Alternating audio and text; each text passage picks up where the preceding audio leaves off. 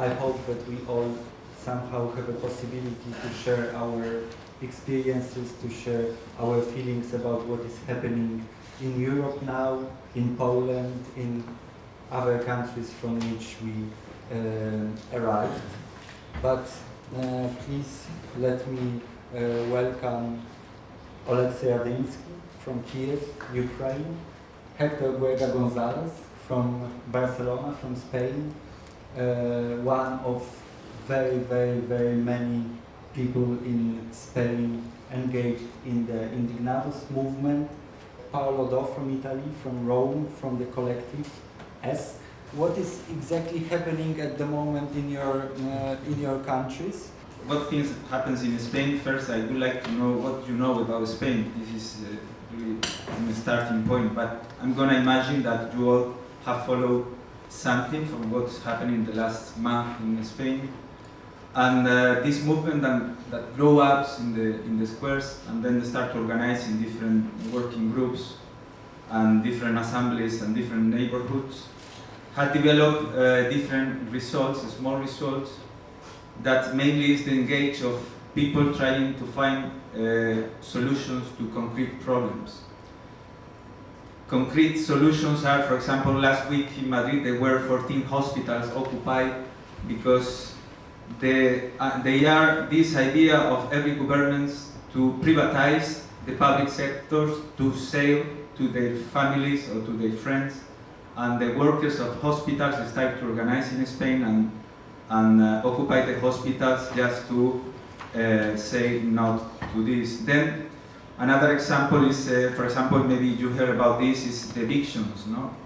You know that last week the Spanish government decided, after 3 people committed suicide, to change a little bit the law. It's a tricky. I mean, all the commercial media say, "Oh yeah, the law is changing now.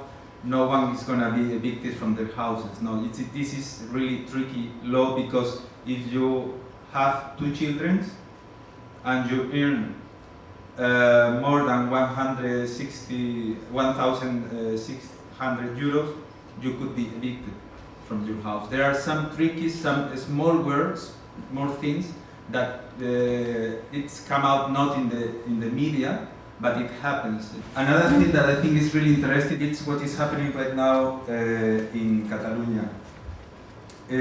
For the first time since the movement came out, and we tried to pass from the representative democracy to participative democracy, there is a group of people that born in Barcelona in assemblies in an horizontal way since 3 years ago, that they are going to present this weekend.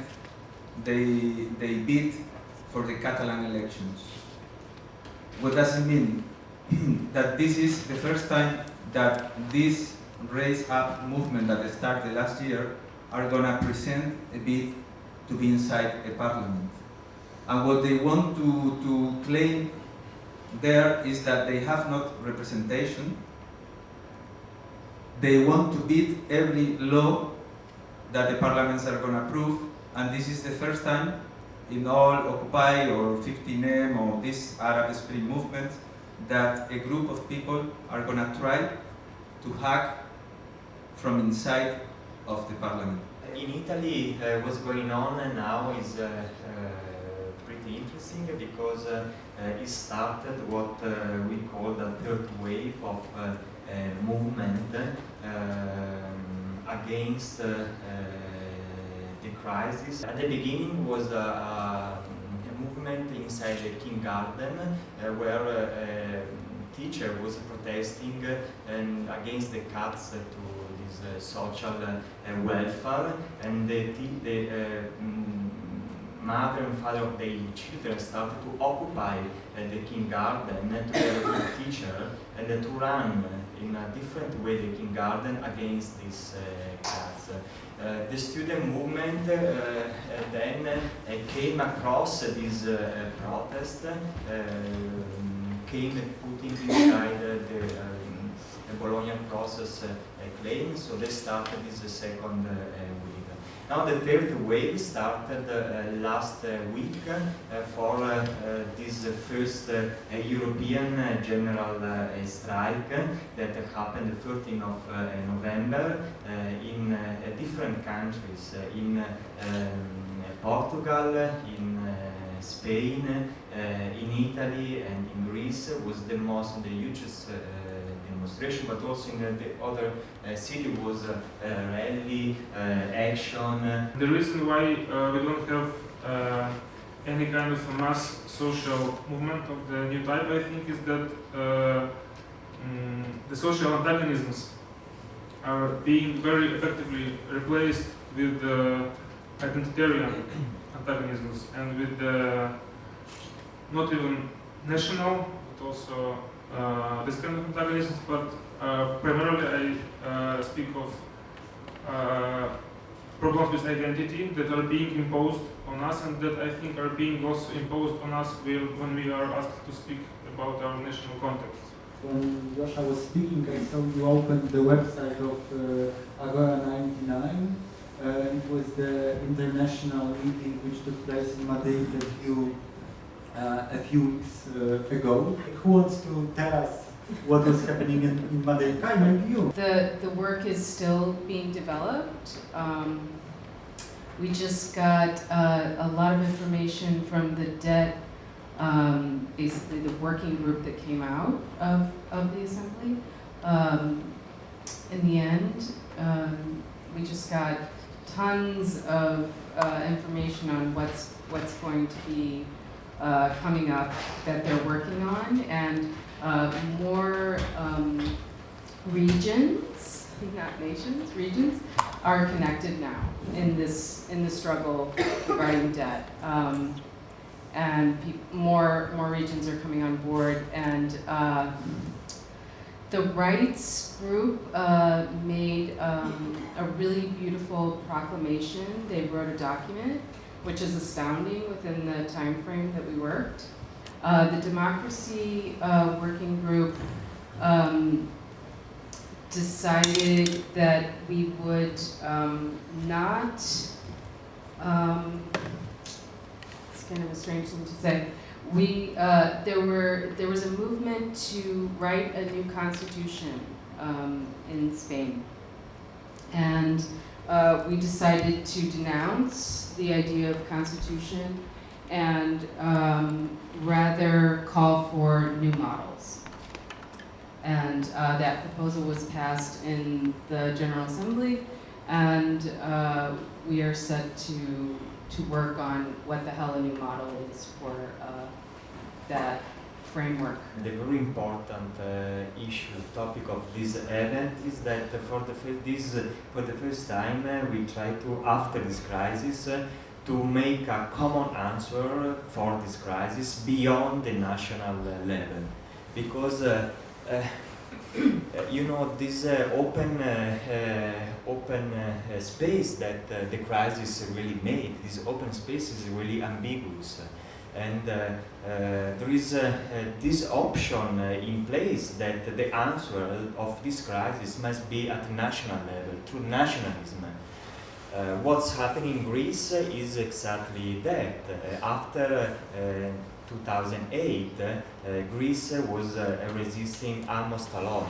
Our answer, our also constituent answer, should be taken at really transnational level, because what is taking place, the new power what we are figuring face is a really transnational one. So this is the beginnings of new, maybe new European cycle of struggle that must be composed by differences. Because it's through differences that we should compose a new organization able to resist and to pass over, and to living this historical moment that we are living. How, since year and a half in Spain, what is happening in terms of developing the alternative society. Many people say that the movement, nothing happens, no? These people went to the streets and then they went home because it was cold, no? And they are just resting there and you know, these hippies, they don't think, they just go. But there are things that are going every day that happens in different places of those people that really want to change something, no? These people are not getting paid for doing these things, but they put in the other hand, a lot of creativity and a lot of heart, no? Also doing things. For example, in terms of imagination, I could say, I could put the example of these campaigns in social networks that is finishing now, for example, in Barcelona. That it's, you know, all this story about independence and media is talking about, Barcelona, Catalonia wants independence and all this stuff. I think now I can tell, I hope it's not streaming or something like that that is covering in Spain now, but because it's a secret. And I have a group of friends, a group of 20 people that they create, for example, Twitter accounts with the name of people that is very important, people that they have not Twitter accounts. And they start to do during 1 month, one debate about what independence means. They hack also some media. They put, there is in Catalonia one media that is called 324, and they do another alternative that is called the opposite, 24-3, and they are putting information, the information that the media never puts. So this debate created between these 20 influenced people hacked in social networks are making that other people are talking about what the media never talk and what these politicians or these famous people never talk. Another alternative is this for evictions. During the last 3 weeks, there have been people, a group of people going to the banks directly with the people affected, the people that is going to be evicted, and try to negotiate with the directors of the banks, with the restraints, and with the 20 or 30 people inside the office making pressure to conduct the debt, to give a social rent, to stop this eviction, no? And to give solution. But also the problem of building alternatives, it's a big one. And for instance, last week in Berlin, we were in the radio, and the anchor, it was very surprising because he presented us at the beginning, and then he said like, so this new revolution that is going on in Europe is because the people of the middle class, they want to stay in the middle class and they want to keep their welfare and their way of living, and they are fighting for this. And it was a little bit outraging because there are, like, most of the people who were in the middle class, they are not in the middle class anymore, and I think it didn't reach to most of the people in the society the idea that we want to build new societies, different. And I think many people are thinking people is just fighting because they want to keep their home or keep their car or whatever. And I think this is a problem. We have to build alternatives, but we also have to convince the majority of the people that we need alternative models. The last polls in Spain say that 77% of the population disagree with the arguments of the 15M movement in Spain. But maybe 10 or 15% of these people is active, doing things every day. You know? What happens with the rest of the people? Maybe they're waiting that one prophet or one politician comes and changes their life. This is what most people think, no? And that's why it's important, very important, I think, to start to believe in that the representation doesn't work. And we have to start to build up something respect to participation. There is some political parties in Spain now that they are taking programs from the working group of the dead to put in the political program.